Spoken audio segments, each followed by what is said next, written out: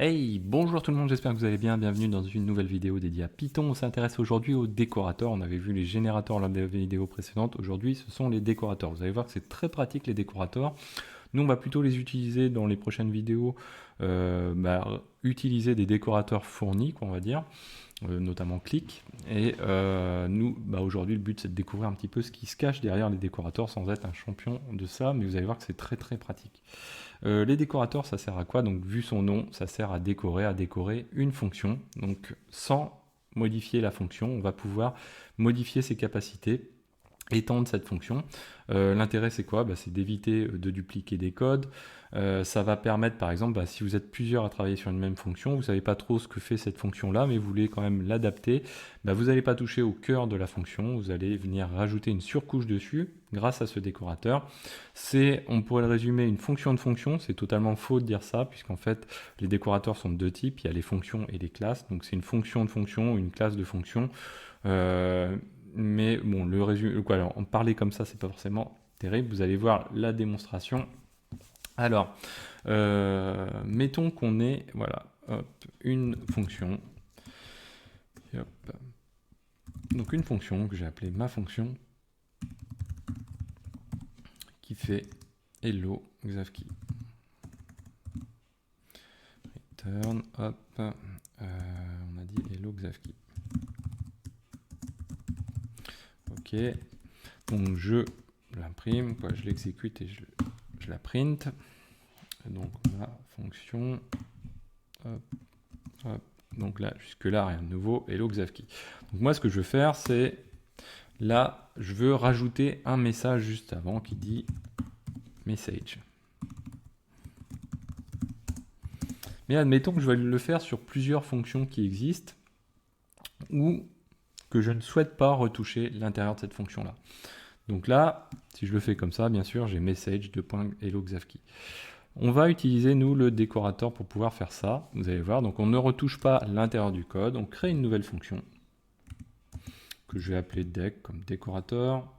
On va récupérer dans cette fonction, comme argument, on va récupérer une fonction.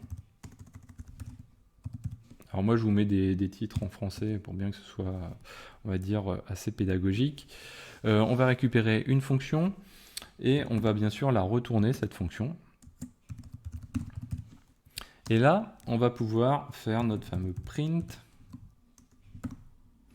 de message, voilà, comme ceci. Donc si je fais ça, qu'est-ce qui se passe? J'ai, alors, pour l'instant, uniquement ma fonction. Donc là, il faut que j'applique ce décorateur-là. Donc je vais faire arrobase, le nom du décorateur, juste avant la fonction sur laquelle je veux l'appliquer. Donc là, si je fais ceci, j'ai quoi? J'ai message.hello Xavkey. Donc la même chose que ce qu'on avait tout à l'heure. Donc vous voyez que finalement, j'ai pas retouché le contenu de la fonction, elle est restée la même. Je suis venu appliquer un décorateur qui est venu modifier cette fonction-là indirectement. Et ce décorateur, je l'ai déclaré avant la fonction surtout, c'est très important. Donc ça, c'est un premier exemple. Deuxième exemple, donc là, on va chercher à colorer le résultat d'une fonction, par exemple. Donc ça, c'est assez sympa. Alors les classes sont plus adaptées pour faire réellement ce qu'on fait là, mais l'idée, c'est de vous montrer un petit peu qu'est-ce que c'est que la décoration de fonction. Quelques exemples, donc on va faire cet exemple-là et un autre exemple après qui est aussi intéressant. Donc là, ça va être un petit peu plus poussé. On va, alors, hop, on va se mettre comme ceci. Voilà. Donc là, qu'est-ce que je fais? J'ai deux fonctions. Une qui fait, donc là, une qui fait hello Xavkey. Une fonction 2 qui fait au revoir Xavkey. Je les print tous les deux. Toutes les deux ici. Ok. Ensuite, je me dis, tiens, moi, ce que je veux, c'est certains résultats de ces fonctions. Je veux les colorer en vert et d'autres, je ne veux pas le faire.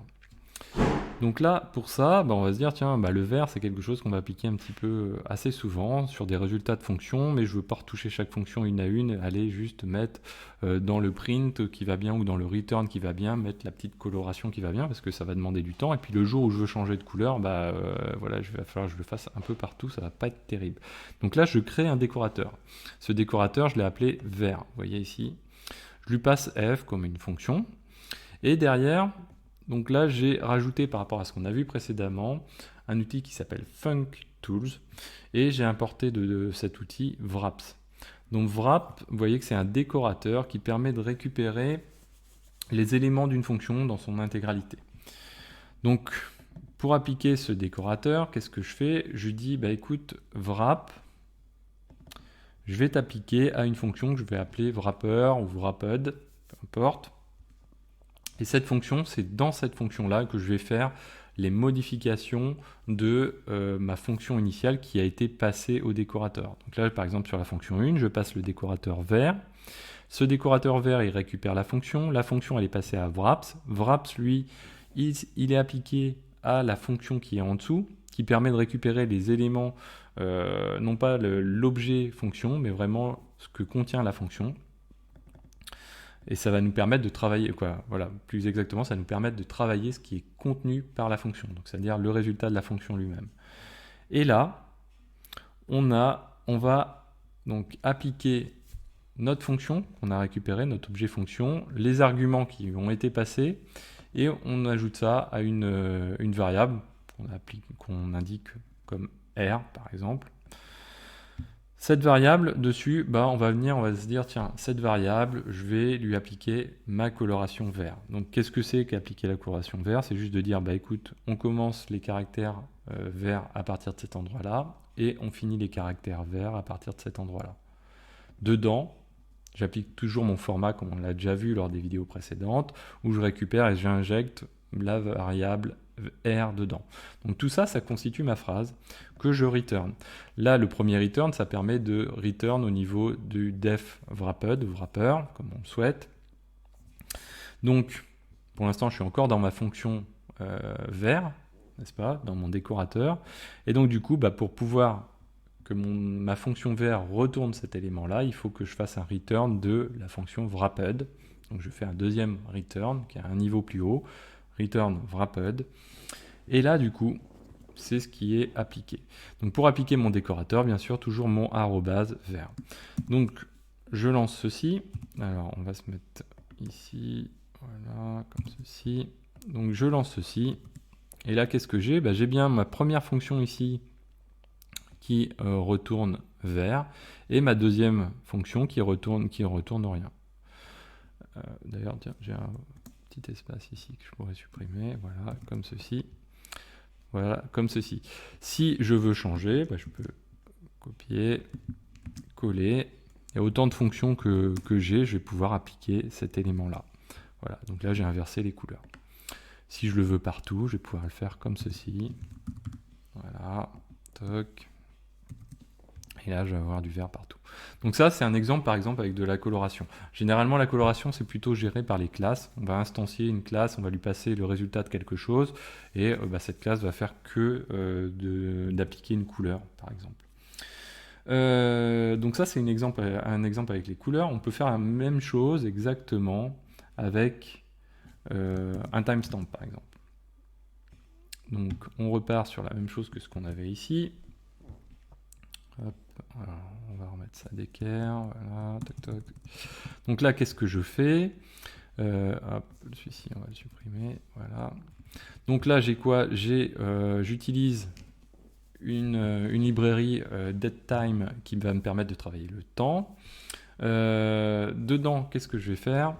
Je vais toujours utiliser, donc j'ai toujours mes deux fonctions, ma fonction 1, ma fonction 2, qui font exactement la même chose. Je les lance également toutes les deux. Et puis, je vais appliquer un décorateur qui s'appelle TS, qui est donc ma fonction que j'ai définie plus haut. Ma fonction que j'ai définie plus haut, comme tout à l'heure, on utilise le décorateur wraps, qui est importé d'ici, sur lequel je l'applique à ma fonction en question, ce qui va me permettre de récupérer mes arguments. Ensuite, donc je la passe à ma fonction de wrapper, de wrapped, vous la nommez comme vous voulez. Derrière, je réutilise ma fonction avec les arguments en question. J'injecte le résultat dans ma variable R.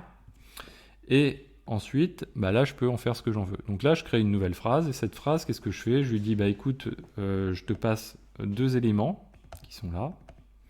Le premier élément, c'est le résultat de la fonction qui est datetime.now. Le deuxième, c'est R. Donc là, séparé par un pipe ici. Donc je return la phrase dans la fonction wrapped, je return wrapped, donc le résultat de la fonction wrapped dans le décorateur TS, dans la fonction TS. Et là, si je lance ceci, ça donne tout simplement, voilà. Ici, j'ai un timestamp pour chaque fonction lancée. Donc ça peut être pratique, vous voyez, pour commencer à faire de la mise en forme un petit peu. Donc voilà, l'idée de la vidéo d'aujourd'hui, c'était de vous donner un petit peu l'idée de ce qu'il y a derrière les décorateurs, pas les utiliser bêtement. Voilà, donc j'espère que cette vidéo vous a plu. N'hésitez pas à la partager, à mettre des pouces bleus, à commenter. Et moi, je vous dis à très bientôt sur Xavki.